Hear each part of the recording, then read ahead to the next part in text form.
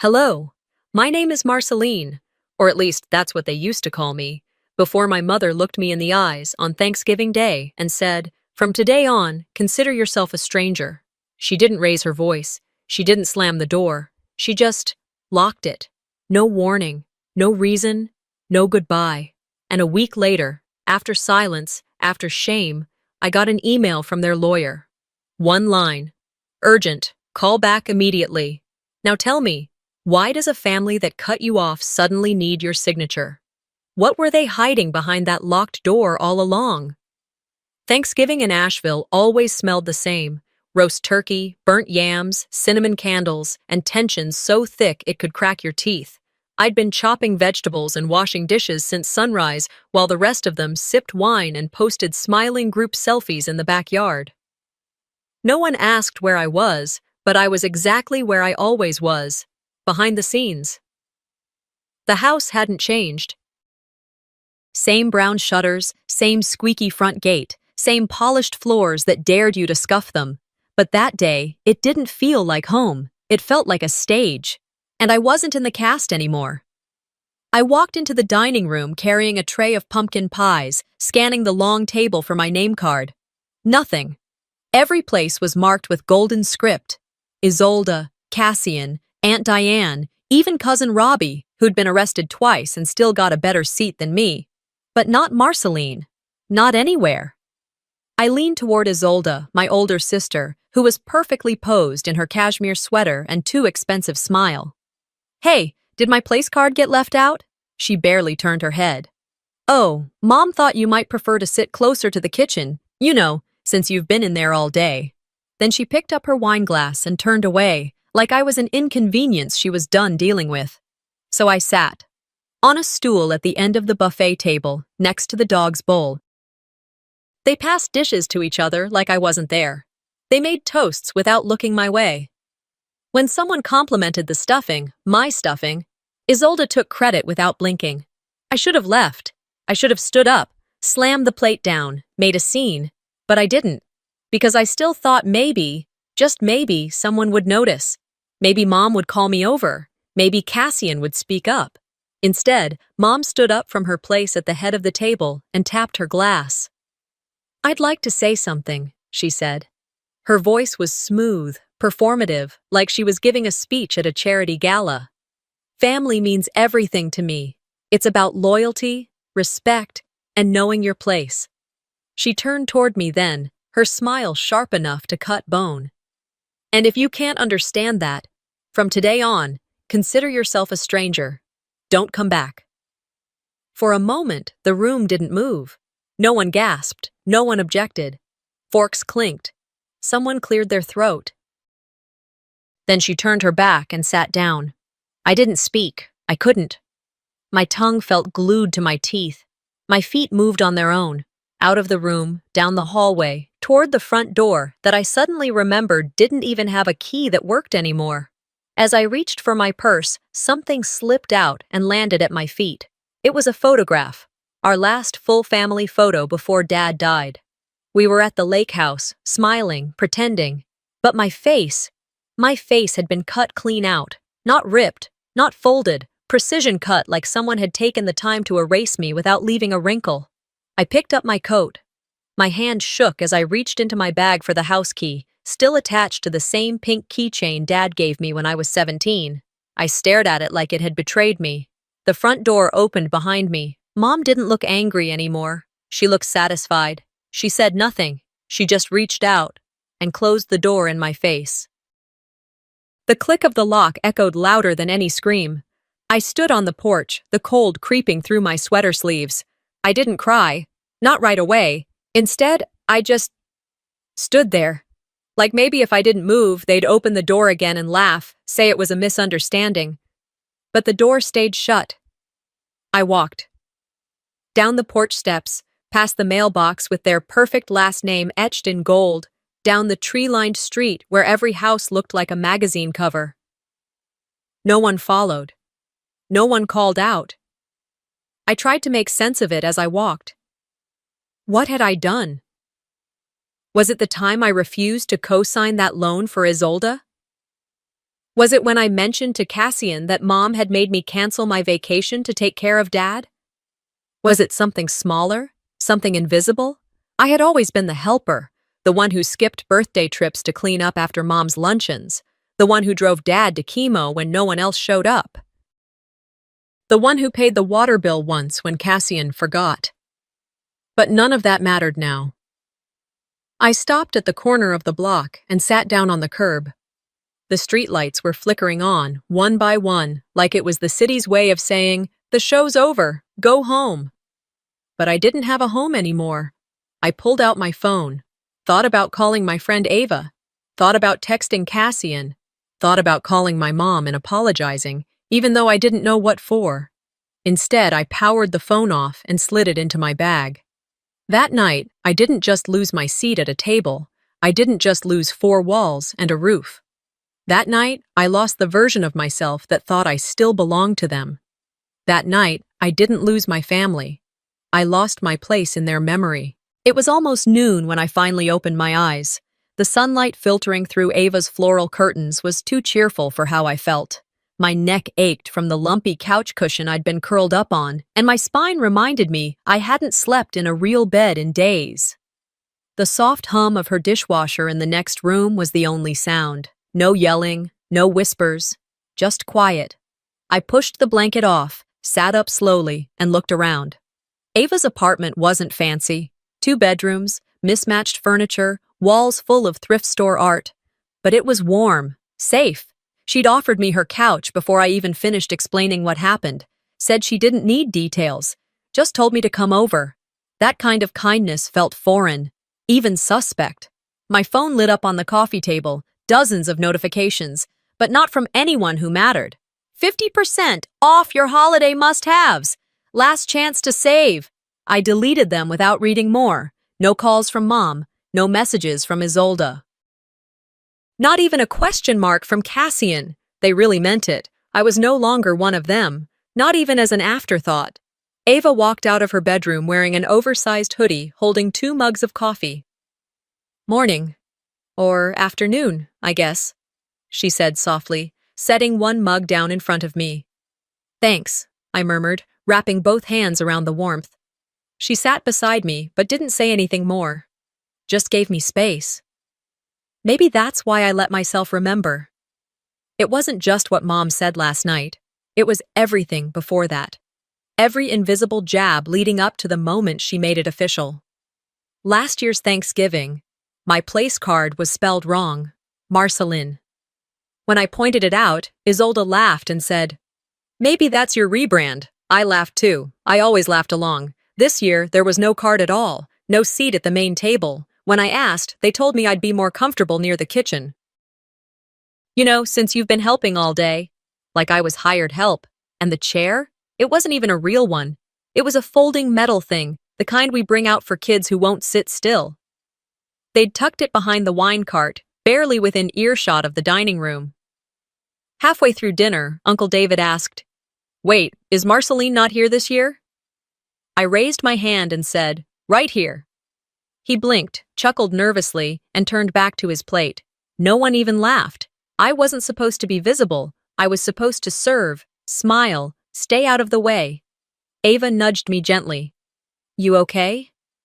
I looked at her and realized I hadn't said a word in 10 minutes, just stared into my coffee like it might hold answers. "I'm fine," I said. A lie. But also the truth. I wasn't okay, but I wasn't broken either. I was awake. "You want to talk about it?" she asked, cautious. "Not yet." I stood up, walked to the window, and pulled the curtain back. Outside, the city moved on without me. Cars passed, kids rode bikes, people had errands to run and turkeys to reheat. The world doesn't stop spinning just because someone stops loving you. I turned away from the window and sat at the small kitchen table with my coffee. Reaching into my bag, I pulled out my notebook. It was the same one I'd used for grocery lists, budgeting, reminders to buy toothpaste. Today, it became something else. I flipped to a clean page and wrote, "Maybe the worst pain isn't being hated, it's being erased." And then I kept writing. About every holiday where I ended up doing dishes while Isolde mingled. Every time Mom handed her the credit for something I'd done. Every moment when Cassian, my baby brother, looked away instead of speaking up. I remembered the exact second last night when I looked at him. After Mom made her announcement, after she called me a stranger. He looked down at his plate, didn't even flinch, didn't move. He could have said something, just one word. Instead, he stayed silent, and that silence rang louder than Mom's cruelty. I threw the notebook across the table. It landed with a soft thud, flipping open to the first page. Maybe they never saw me. Not the real me, just the version of me that made things easier for them. The one who didn't make waves, who filled in the gaps, the extra body when someone needed help moving, the last-minute dog sitter, the one who didn't need acknowledgement, just purpose. It's funny how being useful can make you invisible. I poured the rest of the coffee down the sink, rinsed the mug, and returned to the couch. I should have gotten dressed, should have called my job to explain why I missed my shift, should have done something responsible. Instead, I sat there and stared at the ceiling, until, out of habit, I reached for my phone again. I didn't expect anything new, maybe another sale, another reminder that the world kept turning. I scrolled absently, deleted a few more emails, and then I saw it. Subject: urgent. Call back immediately. From Jacobs Price, LLP. My stomach turned, not from fear, from memory. That law firm had handled Dad's estate. I hadn't heard from them since the week after his funeral. I tapped to open it, my fingers suddenly cold. It was a name I hadn't seen in years, but it was attached to the people who just erased mine. Regarding your urgent request. That's all I typed in the subject line. Just enough to let them know I saw it. Just enough to make them sweat. I didn't click send yet. I stared at the blinking cursor for another minute, feeling my pulse steady. It was the first time in days I didn't feel like I was chasing air. It was the first time in years I felt like I held something they wanted. Ava came out of the kitchen with a box of crackers and 2 bottles of water. She caught the look on my face and froze. "You okay?" I looked at her, then back at the laptop screen. "No," I said, and then, as I pushed send, "But they're not either." The email itself was short, just a few lines from Jacobs Price, a name I hadn't spoken aloud since my father's will was finalized after his death. "Miss Caldwell, we are contacting you regarding an unresolved matter involving your participation as a necessary signatory in an estate-related transaction. Please contact our office immediately. Time sensitive." Time sensitive. That word hung in the air like perfume you couldn't scrub off. After all these years of pretending I didn't exist, after calling me a stranger at their precious Thanksgiving, they needed something only I could give. I leaned back, folding my arms. The audacity, the entitlement.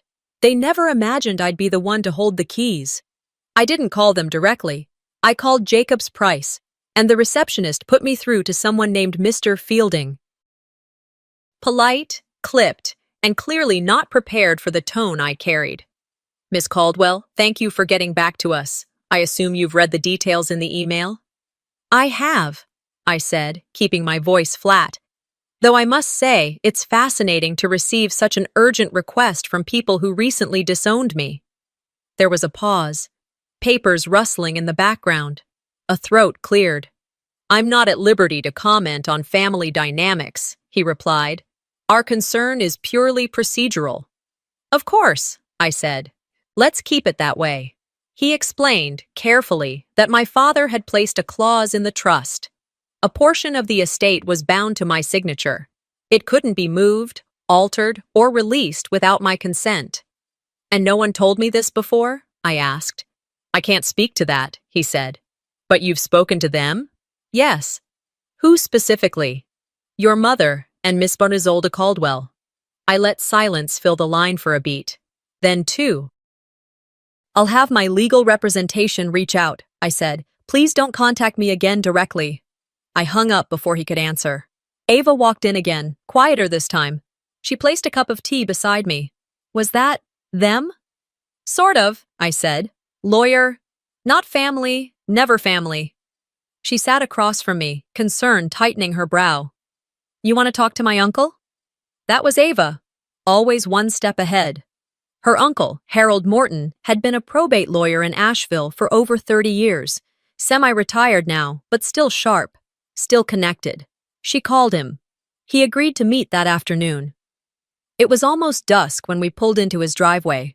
Modest home, cluttered porch, wind chimes that danced every time a car passed. The smell of chimney smoke and pine needles filled the air. Ava stayed in the car while I walked up alone. Harold opened the door wearing khakis, suspenders, and a face that had seen a lot of things but never flinched. "Marceline, is it?" he said, gesturing me inside. "Come in, let's see what mess they've made now." I handed him the forwarded email. He read it, eyebrows furrowing slightly, then asked for my full name, date of birth, and the year the trust had been created. He walked into the other room, returned 10 minutes later with a thick manila folder. "I thought so," he said, flipping through papers. "Your father, Charles, he came to me shortly after his second round of chemo, told me he didn't trust the rest of the family to handle things fairly if anything happened to him." I swallowed hard. "He didn't mention this to me," I said. "He wasn't sure how to," Harold replied. "He didn't want to paint your mother and sister as villains outright. But he saw things." He placed the papers in front of me. "This is the original version of the trust," he said. "It was filed before his final hospitalization. That portion they're referring to? It's a controlling interest in the Caldwell Property Group, nearly 40% of the operating assets." My hands trembled slightly. Harold continued. "Without your signature, nothing moves. No liquidations, no buyouts, no restructuring, and crucially, no inheritance distribution." I flipped to the back page. There it was. My name, in Dad's handwriting, underlined. Not Isolda's, not Vera's, mine. It wasn't about the money. It was about the fact that, before he died, Dad saw me. He knew what they'd do, and he gave me the only thing they couldn't fake, legal leverage. I stared at the documents, and for the first time in days, maybe weeks, I felt something deeper than anger. I felt steadiness. Dad's voice floated back to me from one of those late-night conversations when he was on his third dose of pain meds and too tired to pretend. "One day, you'll hold it all together, even if no one says thank you." He hadn't been poetic. He wasn't the kind of father who gave big speeches, but he'd said that, quietly, sincerely, and now I understood what he meant. They could cut me out of photos, erase me from place cards, but they couldn't rewrite what was filed in ink at the courthouse. I closed the folder and looked up at Harold. "What happens if I don't sign?" "They can't move anything, not 1 cent. And if I challenge everything?" He raised an eyebrow. "Then they'll come crawling, but not because they miss you, because they need you." I thanked him, took the folder, and left. Back at Ava's apartment, I laid the documents out on the table. I stared at them for hours, letting the weight of them settle in, not just in paper, but in power. "They erased me," I whispered, brushing my fingers over the bold type of my own name. "But they forgot something." I turned to my laptop, opened my email again, drafted a response. Subject line, "Regarding your urgent request." They want a signature. I want something else entirely. I whispered that to myself as I stepped off their porch and pulled the front door shut behind me. Slowly, deliberately. No one chased after me. No one called my name. I didn't expect them to. They weren't used to anyone walking away from their carefully curated version of control. But that night, I didn't slam the door. I left it closed on purpose. Quiet, final. The air outside was brisk, the kind that crept down your collar and made you remember you were still alive. I welcomed it. I drove back to Ava's in silence. No music, no news, just the hum of the tires against the pavement and the ache in my jaw from biting down every insult I wanted to fling across that pristine dinner table. When I pulled into her driveway, the porch light was still on. She'd left a note taped to the door. "Tea's in the microwave. Don't hold it in. Talk when you're ready." Inside, I set down my bag, kicked off my boots, and sat on the edge of the couch. I didn't touch the tea. My mind was still back in that house. Rewind. The email came 2 days before. Isolda, ever the queen of artificial grace. "Let's talk. Family to family. Dinner at the house, Saturday. Come early. Bring any documents you may have so we can all move forward. Not a single apology, not even a pretend one. Harold, my lawyer, told me to bring someone with me. I brought the original trust documents. No waving them around, no confrontational folder slamming. I just wanted them close, like armor under a jacket. That house hadn't changed much, but the energy in it had. Everything was too perfect. Candles flickering like a catalog shoot, matching plates and cloth napkins. Vera had even arranged fresh flowers, hydrangeas, which she hated. Fake peace always smells like perfume sprayed over mold. Cassian greeted me at the door, but didn't hug me. He nodded, like I was the neighbor's +1. That stung more than I expected. They ushered me to the table. I glanced down. No name card. Again. Everyone else had one. In gold cursive ink on embossed paper. Even Uncle Robbie, who hadn't shown up sober to anything since 2008, had a place setting. Me? A folded napkin and a bare plate. Isolde leaned in. We didn't want to presume. Figured you'd pick whichever seat you felt best in. I took the one farthest from Vera. Not out of fear. I just didn't want her breath near my food. Dinner began like a performance. They passed dishes, complimented one another, even toasted to new beginnings. Vera raised her glass. It's time to heal old wounds. I smiled but didn't drink. My wounds weren't old. They were still bleeding under the table. 15 minutes in, Isolde said what we all knew was coming. There are some documents we'd love your help signing, just to clean things up. Nothing complicated. Cassian looked at his lap. Vera poured herself more wine. It would mean a lot, Marceline. You know how confusing estate matters can get. I reached into my purse and pulled out the printed trust papers, not dramatically, not aggressively, just enough to show I wasn't naive. These say otherwise, I said, sliding them across the table. Isolde didn't touch them. She just stared, blinking too slowly. We weren't trying to cut you out, she began. No? I asked. Then what do you call it when I'm not on any document you just presented? Vera chuckled, but it was tight, strained. I think you're misunderstanding how complicated these things can be. Your father wasn't exactly organized. I tilted my head. That's funny, because these are crystal clear. I pointed to the line with my name, bold, underlined, initialed by Dad himself. Look, Marcy, Isolde tried, using a nickname I hadn't heard since high school. We're all family. We want to move forward. You don't want to hold us back, do you? If you're going to pretend I was never part of this, at least try harder to erase the evidence, I replied. That shut her up. We finished dinner in silence. The lamb was good, probably catered. I stood up after dessert, smoothed my skirt, grabbed my purse. I came tonight because I was curious, I said, voice calm. Curious who you'd pretend to be when you needed me again. Vera folded her hands. Don't be dramatic. Isolde's lips were pressed so tightly together, they were barely pink.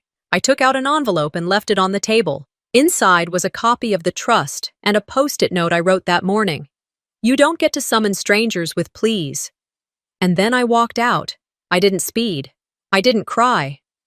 Just before I reached the front door, I glanced back. Cassian looked up. His eyes met mine, for a fraction of a second, and I saw it. He blinked like a man realizing the house was burning, and he'd been sleeping in it. Outside, the cold wrapped around me like a second skin. As I walked down the steps, I whispered, they want a signature. I want something else entirely.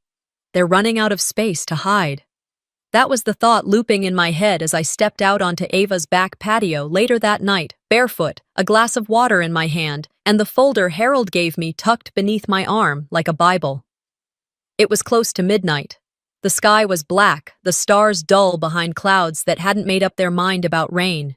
And I, for the first time in a long time, felt still. I didn't cry after the dinner, not when I got home, not when Ava asked how it went. I just nodded, went into the spare room, and sat on the bed until the sun began to rise. That's when I opened my voice recorder and said out loud, this time, I'm documenting everything. I said it like a promise, not to anyone else, just to me. That morning, while I was sipping coffee at Ava's kitchen counter, she handed me a yellowed envelope. Found this in Dad's old study drawer when I helped you pack it up last year, she said, setting it beside my laptop. Didn't open it, didn't even look at the name. But something told me it wasn't junk. The handwriting on the front stopped me cold. Dad's, no doubt. I opened it carefully, like it might crumble if I breathed too hard. Inside was a single sheet of lined notebook paper, folded in thirds, dated 6 months before he passed. No greeting, no sign-off, just him, his voice perfectly preserved. If you're reading this, I either got brave enough to give it to you, or I chickened out and someone else had to.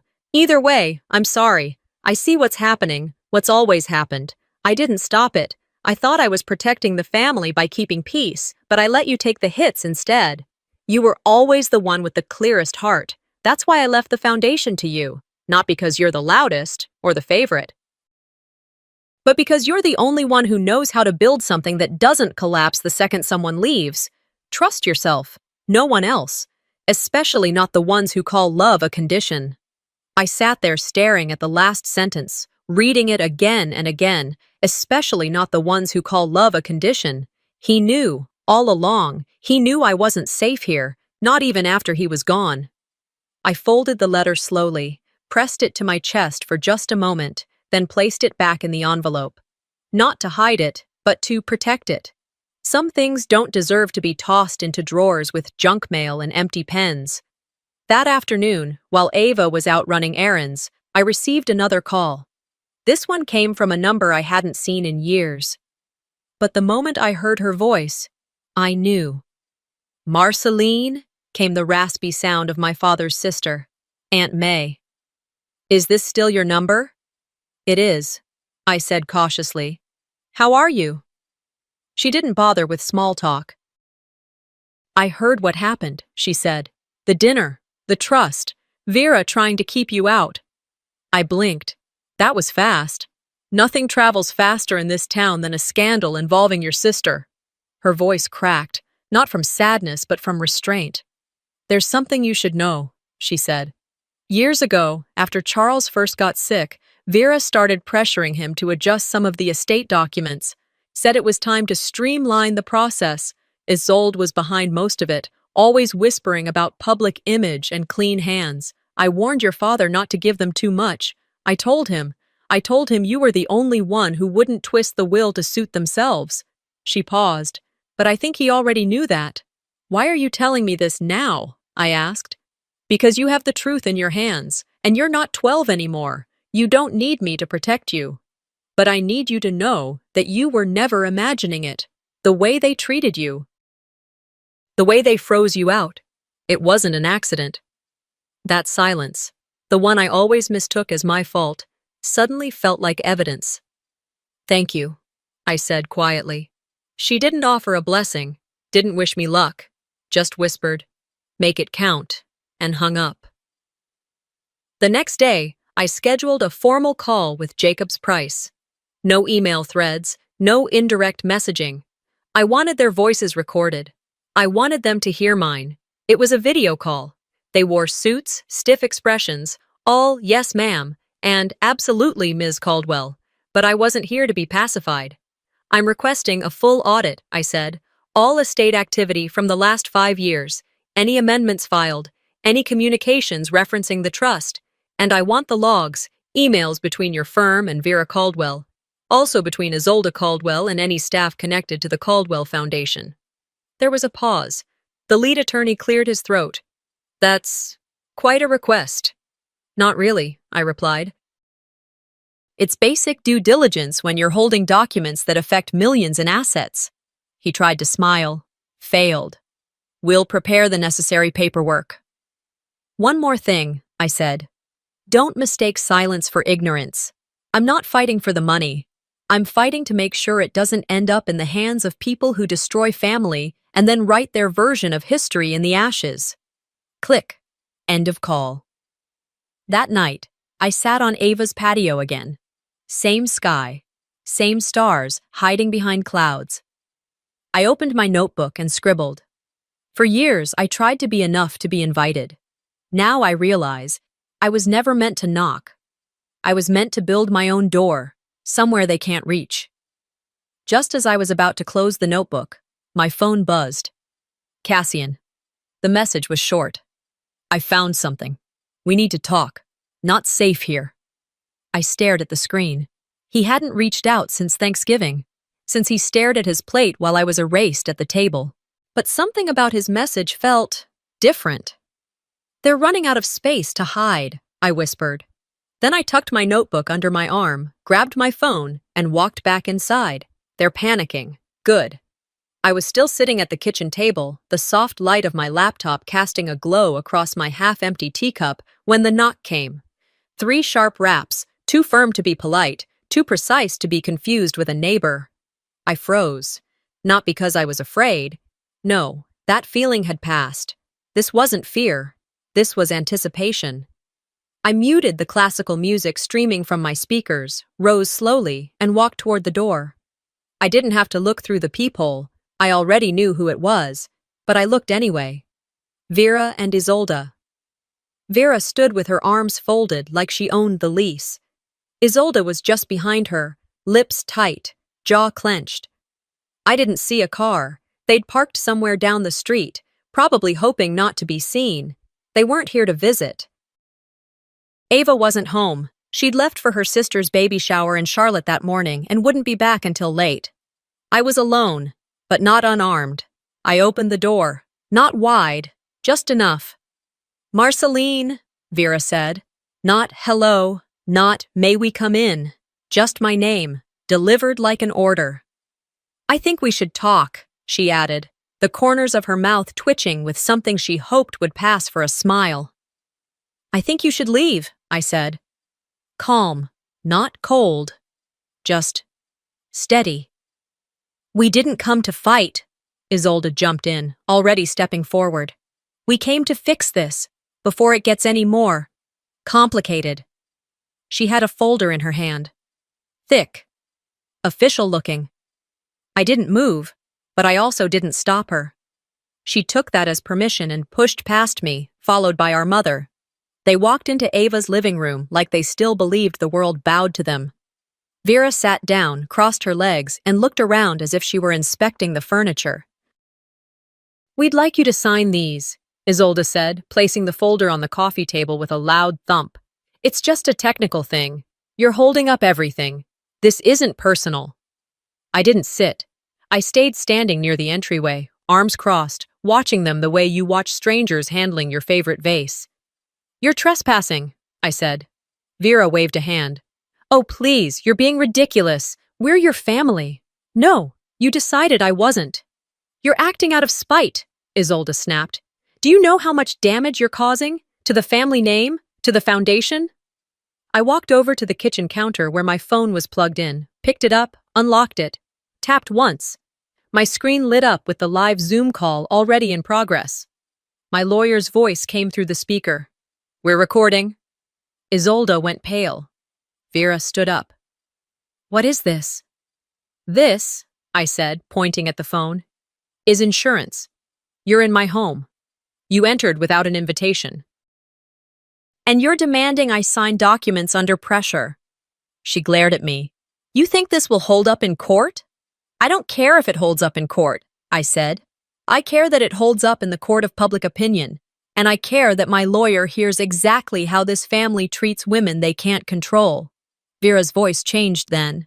It dropped an octave, took on that harsh edge I remembered from childhood punishments. You always twist things, she hissed. Always the victim. You want sympathy, fine. Just don't act like you're better than us. I don't have to act, I said. She moved toward me then, fast.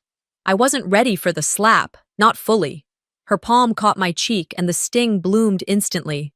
You're ruining everything, Isolde shouted, coming at me like she meant to grab the phone. But she never touched me. I pushed them both back, not hard, just enough, and they stumbled slightly. I held the phone high. I've got everything I need, I said. Every word. Every move. Leave. Now. They did. Not right away, not gracefully, but they left. And I didn't cry. I sat down, took a deep breath, and waited for the call to end. My lawyer's voice returned. We're filing the restraining order tomorrow. Do it! I filed the report the next morning. Quietly, efficiently, without fanfare, and I didn't tell a soul. Not Ava, not Cassian, no need. The legal notice went out 2 days later. Formal, professional, undeniable. This wasn't just family tension anymore. This was coercion, attempted fraud, premeditated manipulation. The letter read, in part, "You are to have no further direct contact with Marceline Caldwell. Any future communication must go through legal counsel. Any breach of this notice will result in immediate legal consequences." I didn't hear back from them, not directly, but the next day, Harold forwarded me an email. It was from his security consultant. They'd detected suspicious login attempts to the estate trust portal. The IP address? Vera's house. They were still trying to get in, still trying to rewrite things. But it was too late, because I'd already learned how to read every clause, every loophole, every trap they'd tried to set. I sat at the desk in Ava's guest room that night, lit only by the glow of a desk lamp and a sense of finality. "You threw me out," I whispered. "Now I'm locking the doors, legally." There was no rage left in me, just precision. This wasn't about revenge anymore. This was about refusing to be erased. A soft ping sounded on my phone. I checked the screen. Unauthorized login attempt. Family Trust Portal. IP 192.168.2.7. Home address. They were panicking. I leaned back, cracked my neck gently, and let the silence settle around me. Good. Let's finish this. That thought echoed in my chest the next morning as I stepped onto Ava's porch with a fresh mug of coffee and her terrier sleeping soundly by my feet. The fall air had lost its softness. There was a bite in it now, something that reminded me change wasn't coming. It had already arrived. I hadn't slept much, maybe 3 hours at most, but it was enough. When the system that's been squeezing you finally cracks, sleep doesn't matter. Fire does, direction does, and I had both. The court date was set, full estate hearing, public, no more backdoor phone calls, no more wine-glass diplomacy or whispered coercion. Now they'd have to answer with the truth under oath, or at least try to bend it in front of someone who could call them on it. I took a sip of coffee just as Ava stepped outside, wrapped in her robe. "You okay?" she asked. "I'm not sure okay is the right word," I said, "but I'm ready." We didn't speak after that. We didn't have to. I spent the day organizing files, legal papers, photos, text threads, calendar entries. Every slip of documentation they'd ignored or twisted, I now held in my hands like arrows. But even so, I wasn't aiming to destroy them. That's not what this was about anymore. It was about stopping the rot, before it swallowed anyone else whole, and just when I thought I had accounted for everything, Ava walked over with her phone. "You need to see this," she said, her voice low. She handed it to me. It was a screenshot from a local Facebook group, a neighborhood moms forum, mostly used for bake sales and lost pets. This post, though, was different. So sad to see a family torn apart by one bitter daughter. Some people just want attention, even if it costs them everything. There were comments below. Wasn't she the one who didn't show up to her dad's memorial? Heard she's been trying to sue her own mother. Unbelievable! I scrolled down and saw someone had posted a blurry photo of me at the courthouse steps. I wasn't looking at the camera. I was holding my binder, head down, hair in a tight bun. The caption? Her.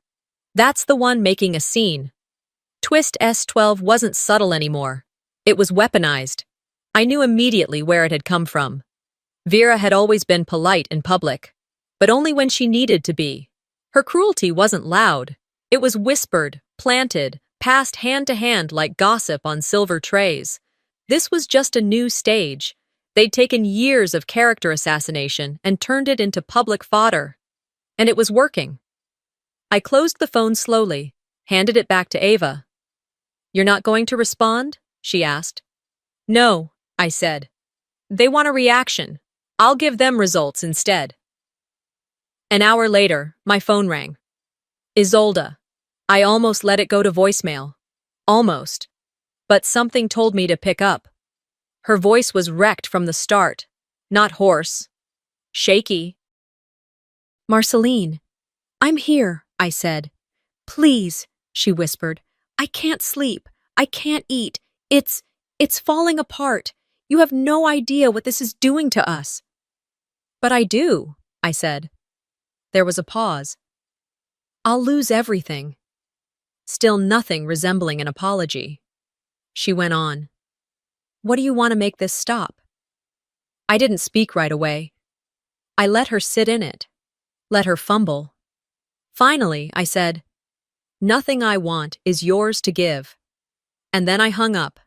Twist S16, deployed, and buried. That evening, just after sunset, there was another knock at my door. This time, I didn't need to check the peephole. I knew it was Cassian. He stood there holding a slim folder and a look I hadn't seen on him since we were kids. Truth and fear. "I didn't know where else to go," he said. "Come in," I replied, stepping aside. We sat at the table. He pushed the folder across to me. "I found this in Dad's safety deposit box." I was listed as a backup contact if Vera passed. Inside were photos, handwritten notes, and one document that felt like it stopped the earth for a second. My birth certificate. Mother. Unknown. Cassian's voice broke the silence. "She's not your mother, not biologically. Dad met her when you were 2. She raised you, yes, but she never accepted me," I finished. He nodded. "I think part of her resented you. You were a reminder that Dad had a life before her, that he chose you again and again, and she couldn't erase that." Twist S20 was complete. I didn't cry. I didn't shout. I just felt the floor beneath me shift into something firmer, not warmer, not kinder, just real. Cassian wiped his eyes. "I didn't protect you because I didn't want to lose the rest of them," he said. "But now I see. They were never mine to lose." I reached across the table and squeezed his hand. "It's not too late to stop being part of it," I said. After he left, I went outside. There's an old orchard behind Ava's rental, just a few dying apple trees and a stone bench that's crooked from erosion. I walked out there barefoot, feeling the earth, the broken sticks, the cold dampness of fading grass. I screamed, just once, and it wasn't rage, it was release. Then I stood there breathing until I felt like a whole person again. Not someone's daughter, not someone's burden, just me. When I walked back in, I sat down and wrote one letter. No name, no signature, just, "Thank you for confirming I was never yours. You've just made it easier to leave." I mailed it that night.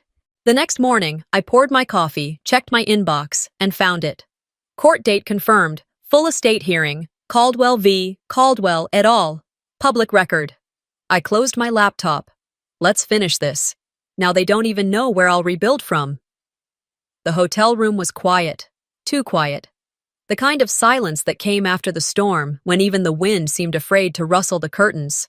I sat at the edge of the bed with the house deed in one hand, my father's letter in the other, and the courthouse docket glowing softly from my open laptop on the desk. Everything I needed for the final confrontation was lined up, numbered, sealed in labeled folders. Tomorrow, it wouldn't be whispers in dining rooms or passive-aggressive texts. It would be court, witnesses, documents, a judge, and for the first time, accountability. That morning, I dressed with intention, not for vanity, for clarity. Navy blue blazer, white blouse, a pair of simple flats. I wasn't there to impress. I was there to finish what they started the day they slammed that door in my face. Ava dropped me off at the courthouse. She didn't come inside. She just held my hand for an extra second and said, "Go make it count." The building was cold and modern. Gray walls, glass doors, buzzing fluorescents that hummed over nervous murmurs in the hallway. I walked through security, showed my ID, and entered the room. Vera and Isolde were already seated with their lawyer at the long table across from mine. They looked polished, but you could see the fraying edges. Vera clutched her handbag like it was an oxygen tank. Isolde's lipstick was too bright, too desperate. I nodded to my lawyer, Harold, and we sat. Local reporters were there too. Quiet, observant, with notepads and discreet cameras. This case wasn't just a family squabble anymore. It had become a headline. Court is now in session. The judge, a woman in her 60s with the kind of eyes that had seen every kind of lie, asked for opening statements. I didn't speak. Harold did, calm, factual, no embellishment. Then came the documents. Twist S8 entered the courtroom like a thunderclap. The original trust, signed, notarized, witnessed by two unrelated parties. Clear designation. I held 40% controlling interest in the Caldwell Foundation. Without my consent, nothing moved, not funds, not property, not titles. Then came the digital evidence. Isolda's access logs, emails from her personal account to the legal team, pretending to be me, IP addresses traced directly to her home network. A sharp intake of breath from one of the reporters. Even the court clerk stopped typing. The judge removed her glasses and stared at Isolda. "This is not a minor clerical error," she said.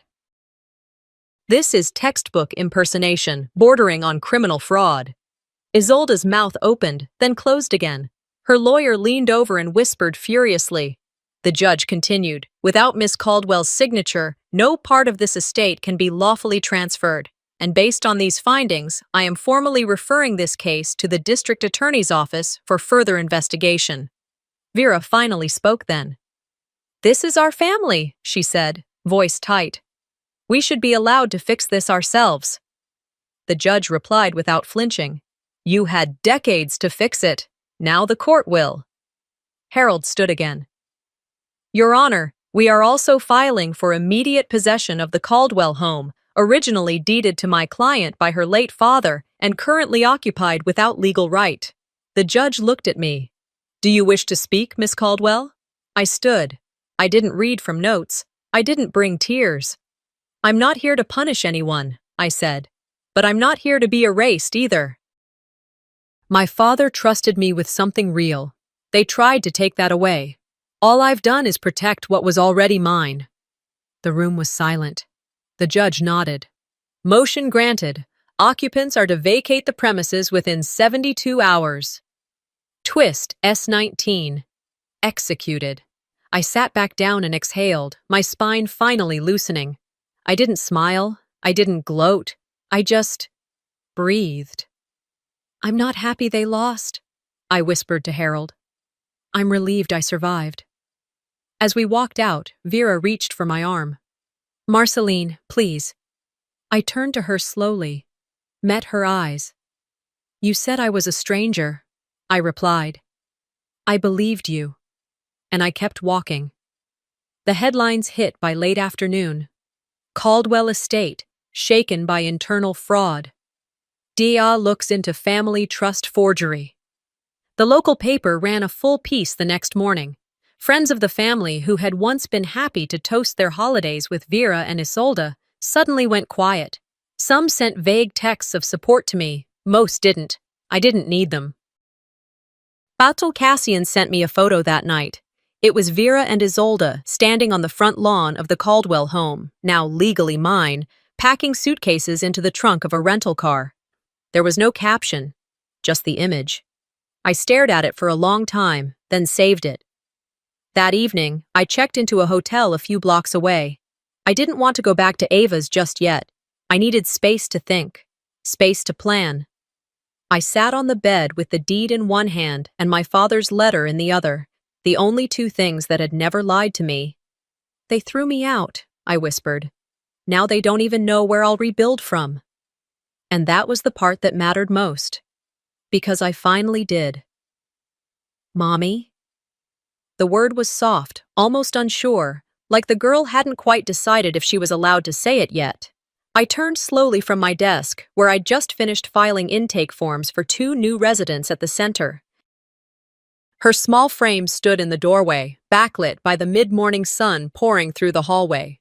Her hair was still wet from her bath, little curls stuck to her cheeks. Her eyes, wide, brown, alert, were watching me closely. I smiled, setting down my pen. "Yeah, baby?" I said, just as soft. She ran toward me and wrapped her arms around my waist, her head pressing into my stomach like she was anchoring herself to something solid. I didn't correct her. I didn't remind her I wasn't officially anything yet, that her paperwork was still being processed, that our arrangement was temporary. None of that mattered to her, and for the first time in my life, I didn't feel like someone's maybe. 3 months had passed since the hearing, since Vera and Isolde were ordered to leave the house they once called theirs.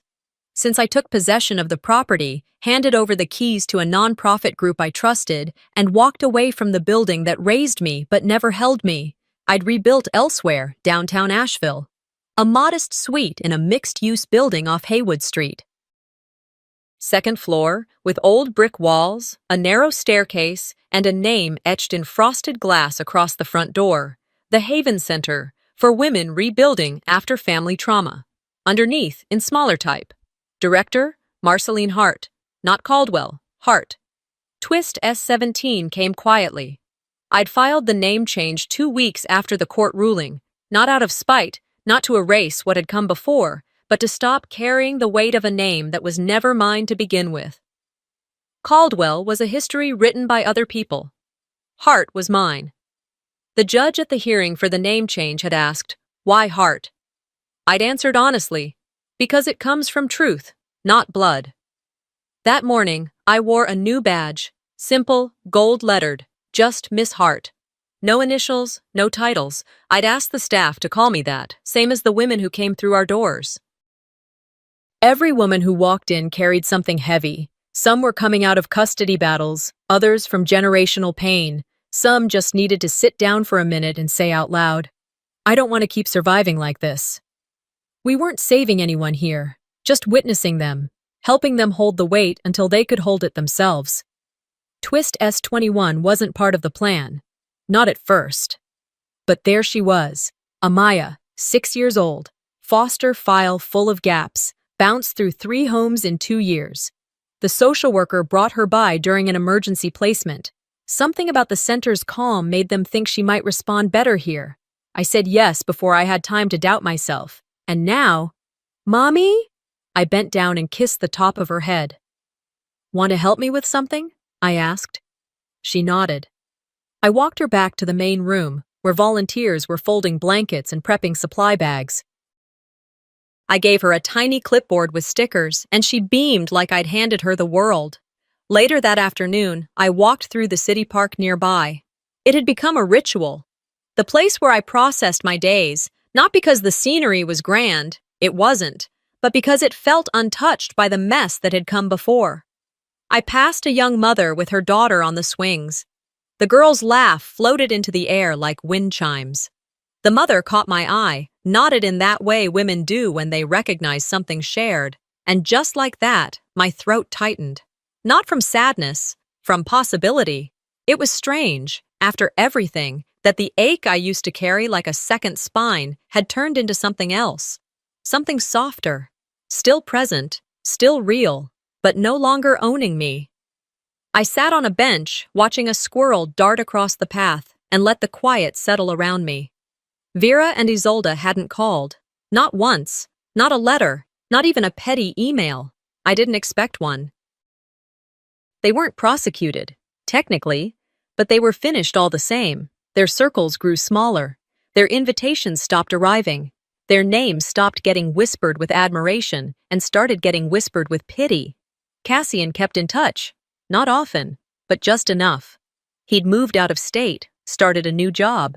Said he needed distance, too. Sometimes justice doesn't roar. It sighs. Quiet. But final.